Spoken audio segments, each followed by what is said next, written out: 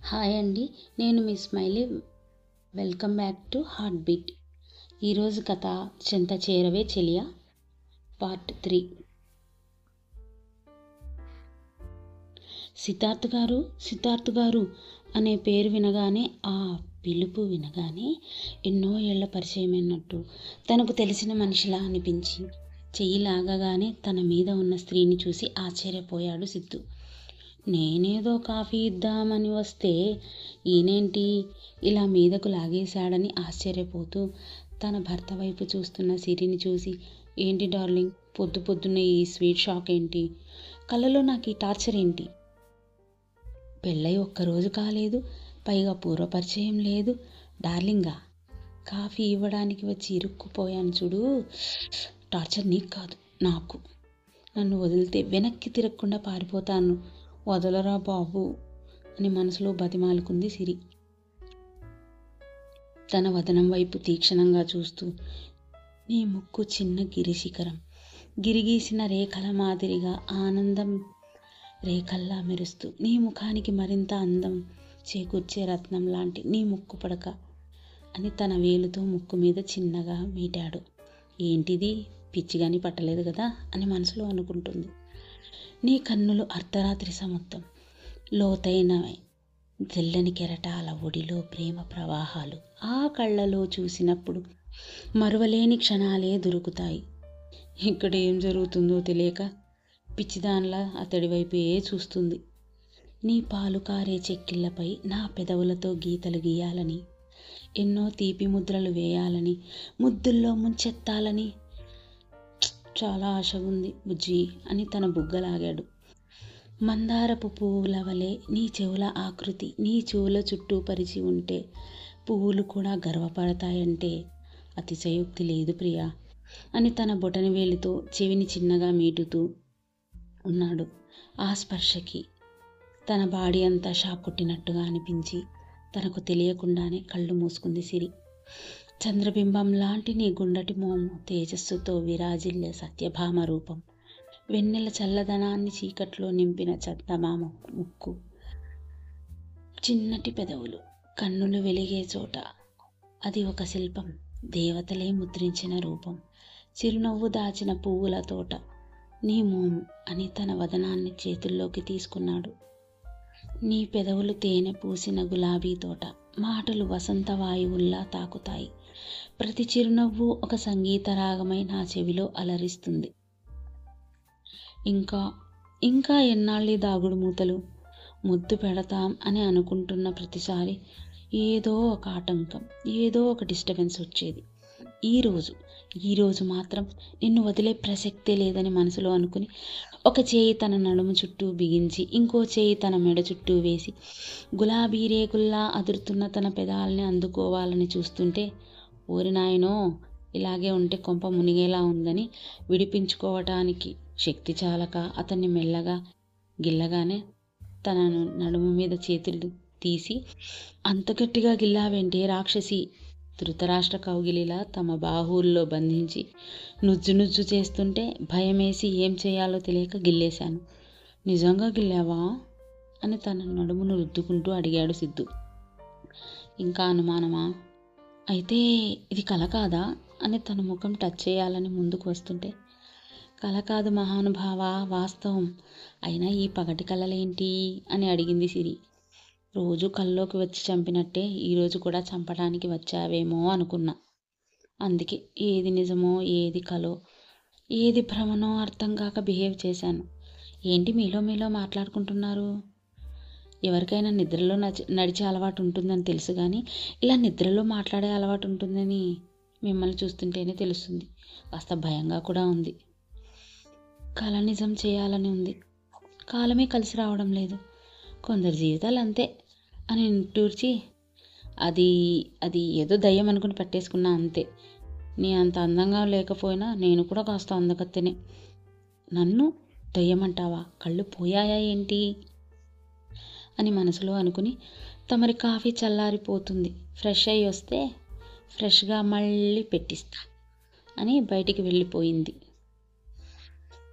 బంగారు బొమ్మ అని కలలో పట్టుకున్నాను అనుకున్నా కానీ ఇలా నాకు ఇంత చేరువలో చూస్తానని అస్సలు అనుకోలేదు. ఇంతదాకా వచ్చాక ముందుకు సాగడమే కానీ వెనక్కి తిరిగే అవకాశమే లేదని చిన్నగా నవ్వుకుంటూ బాత్రూంలోకి దూరాడు సిద్ధు. బయటికి వచ్చిన కోడల్ని చూసి, వాడు లేవలేదా అమ్మా అని అడుగుతున్న అత్తగారు శారదమ్మని చూసి, లేచారత్తమ్మ, రెడీ అవుతున్నారు. సాదా చీరలో కూడా అందంగా ఉన్న తన కోడల్ని ఒకసారి తేరిపారా చూసి, నిజంగానే సిరి మహాలక్ష్మివి అంటూ మెటికలు విరిచి, కోడలుగా అడుగుపెట్టావు, మొదటిసారి దీపారాధన చేయమంది. అత్తగారి మాట కాదనలేక కిచెన్లో పాలు పొంగించి నైవేద్యం చేసుకుని దేవుడి గుడిలో దీపం వెలిగించి భగవంతునికి ప్రసాదం నివేదన చేసి, కలకాలం ఈ ఇల్లు అష్టైశ్వర్యాలతో భోగభాగ్యాలతో తులతూగాలని, నా వల్ల ఎటువంటి సమస్య ఈ ఇంటికి రాకూడదని, అందరూ ప్రశాంతంగా ఉండాలని మనస్ఫూర్తిగా కోరుకుంటున్నాను స్వామి అని మనసులో దండం పెట్టుకుని భగవంతునికి 2 చేతులు జోడించి నమస్కరించి హారతి ఇచ్చి హాల్లోకి రాగానే sky blue colour formal in shirt చేసుకుని హెయిర్ సెట్ చేసుకుంటూ టీవీగా నడిచి వస్తున్న సిద్ధార్థని చూసి, 6 అడుగుల అందగాడు నాకు మొగుడయ్యాడు అంటే ఇంకా నమ్మలేకుండా ఉన్నానని ఆశ్చర్యంగా చూస్తున్న సిరి ముందుకు రాగానే అతన్ని చూసి ముఖంలో ముఖం పెట్టి చూడలేక సిగ్గుతో తల వంచుకుంది. తన ప్రవర్తన చూసి చిన్నగా నవ్వుకుని హారతి కళ్ళకు అద్దుకుని డైనింగ్ టేబుల్ వద్దకు వెళ్ళగానే టిఫిన్ పెట్టడానికి రెడీగా ఉన్న తల్లిని చూసి, నానమ్మకి ఇప్పుడు ఎలా ఉందమ్మా అని అడిగాడు సిద్ధు. ఇప్పుడు పర్లేదు చిన్న, టిఫిన్ తిన్నాను, పొద్దున లేదు ఇప్పుడు లేదు, కనీసం కాఫీ ఇప్పుడైనా మొహాన కొడతారా అని మనసులో అనుకుంటూ, అమ్మా కాఫీ. ఇప్పుడు కాఫీ ఏంట్రా, పాయసం తాగు. ఇప్పుడా పాయసమా, ఏంటమ్మా?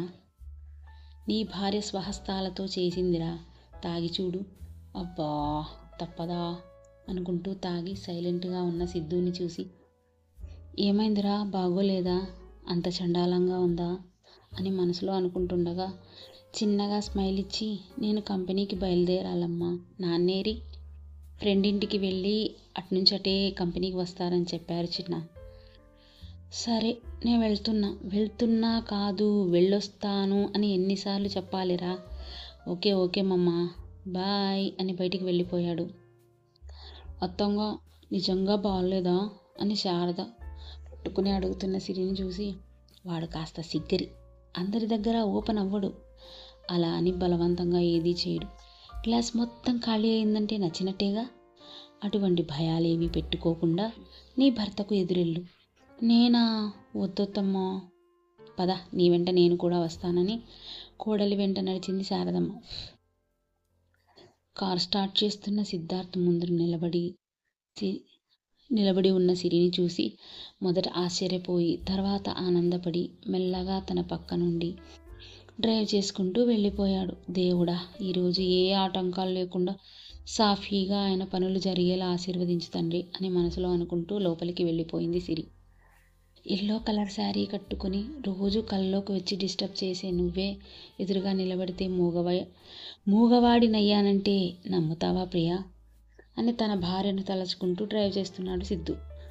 కంపెనీ వద్దకు చేరుకుని పెండింగ్ వర్క్ అంతా కంప్లీట్ చేసి టెండర్కి సంబంధించిన కొటేషన్ ప్రిపేర్ చేయించి తర్వాత కొటేషన్ అమౌంట్ పంపి బోర్డ్ ఆఫ్ డైరెక్టర్స్తో మీటింగ్ ఏర్పాటు చేయడం, రాబోయే వార్షిక ఆదాయాన్ని ఎలా పెంచుకోవాలా అని డైరెక్టర్స్తో డిస్కస్ చేయడం, సిద్ధు చెబుతున్న సలహా నచ్చక ఒక వ్యక్తి నో ఇట్స్ నాట్ గుడ్ అని అభ్యంతర చెప్పగానే ఆ చెప్తున్న వ్యక్తిని ఒక్క చూపు చూసి ఆ చూపుకి సైలెంట్గా కూర్చున్నాడు. ఎక్కడ ఎలా మాట్లాడాలో తెలియదు అని ధనుంజయ వర్మ తండ్రి గారు వారించారు అతన్ని. సక్సెస్ఫుల్గా మీటింగ్ కంప్లీట్ చేయడం, పెళ్లి కానుకగా నా కొడుక్కి నా ఆస్తుల మీద సర్వ హక్కులతో పాటు ఈ కంపెనీకి సంబంధించిన CEO బాధ్యతలు అన్నీ తనకు అప్పగించడం జరుగుతుంది అని ధనుంజయ వర్మ అనౌన్స్ చేశాడు. ఆ మాటకు అసూయ నిండిన కళ్ళతో చప్పట్లు కొట్టడం ఆ వ్యక్తి వంతయింది. ఎందుకో ఆ వ్యక్తి ఎవరంటారా? ముందు మీకే తెలుస్తుంది.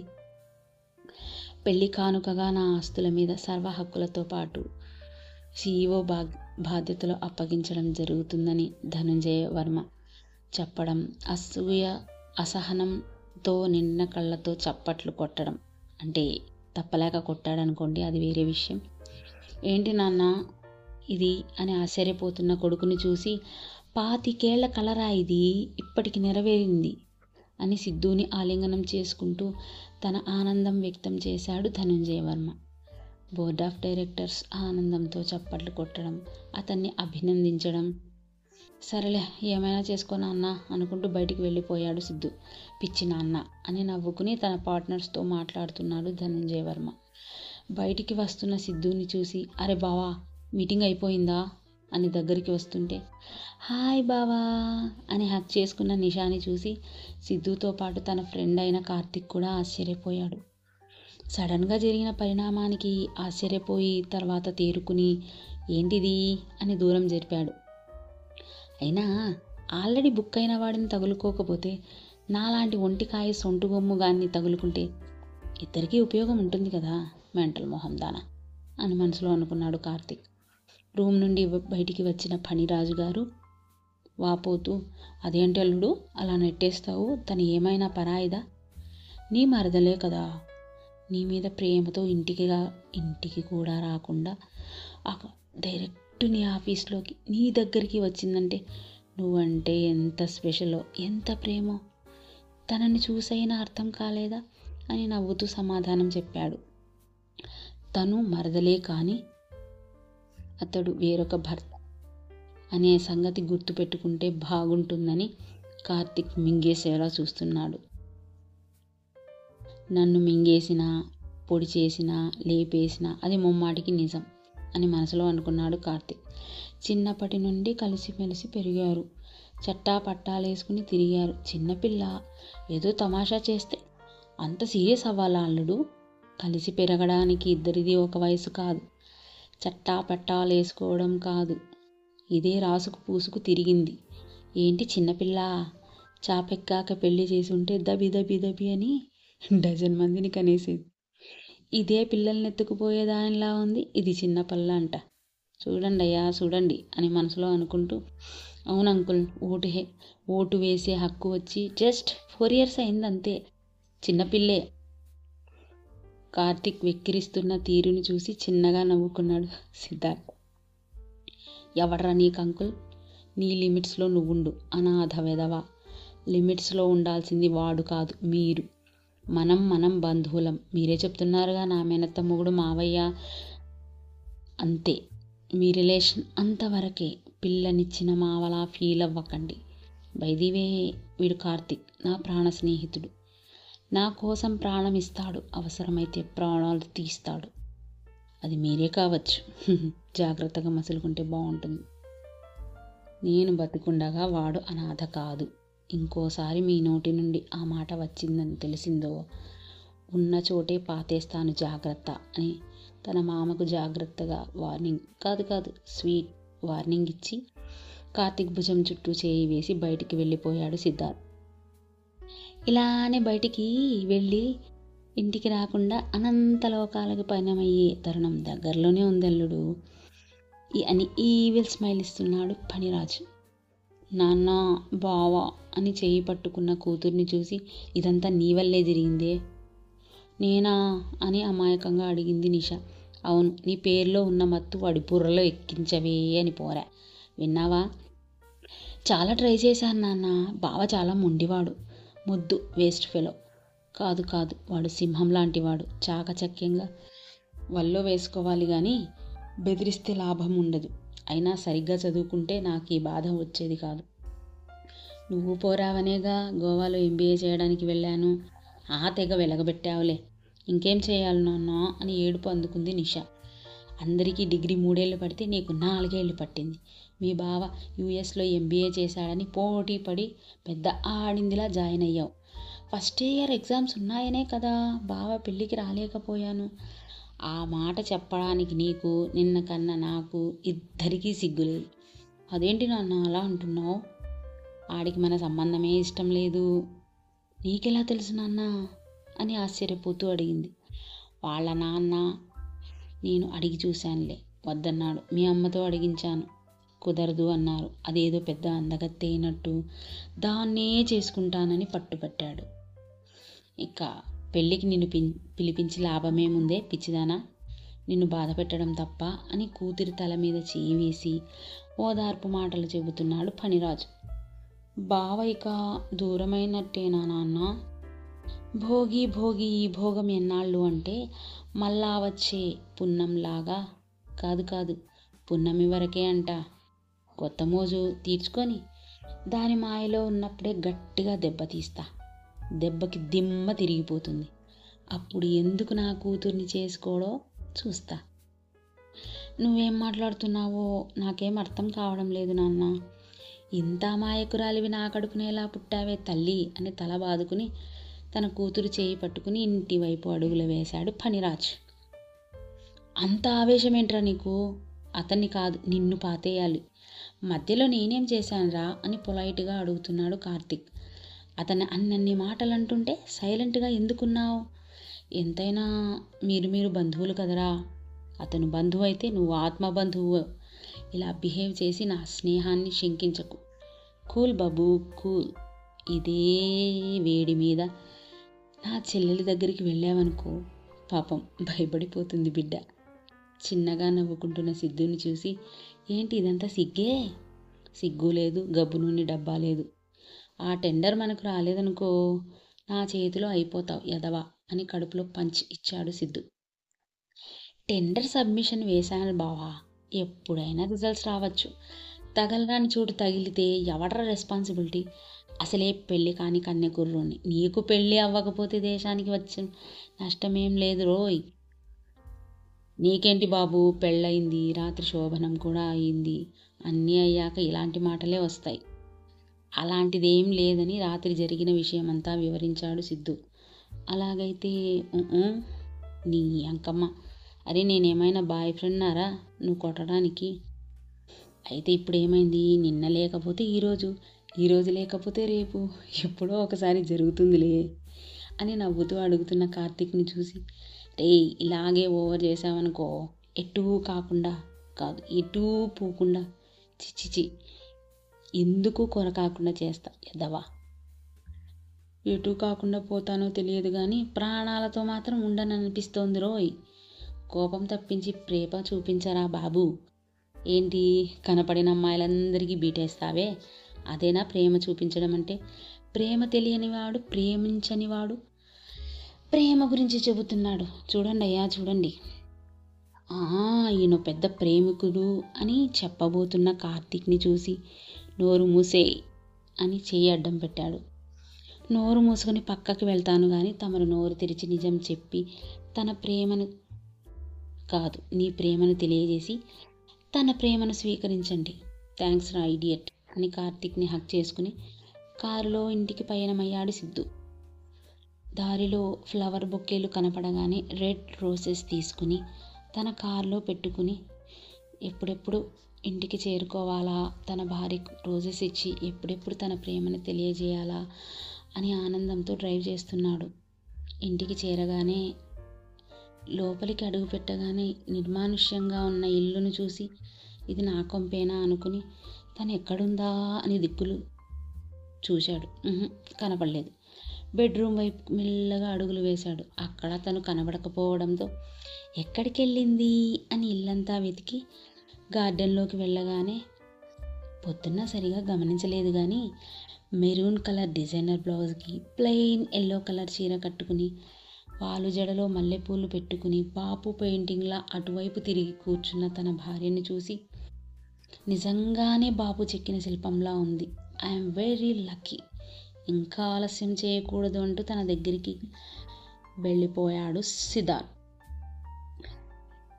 వెళ్ళాడు కదా, నెక్స్ట్ ఏం జరుగుతుందో నెక్స్ట్ ఎపిసోడ్ చూద్దాం. ఈ స్టోరీ విన్నందుకు థ్యాంక్ యూ సో మచ్. ఇలాగే నెక్స్ట్ ఎపిసోడ్స్ కూడా వస్తాయి, వినండి, విని ఆనందించండి. విని ఆనందించి సైలెంట్గా వెళ్ళిపోకండి. లైక్ చేయండి, షేర్ చేయండి, సబ్స్క్రైబ్ చేస్తే we are very happy. Thank you. Bye.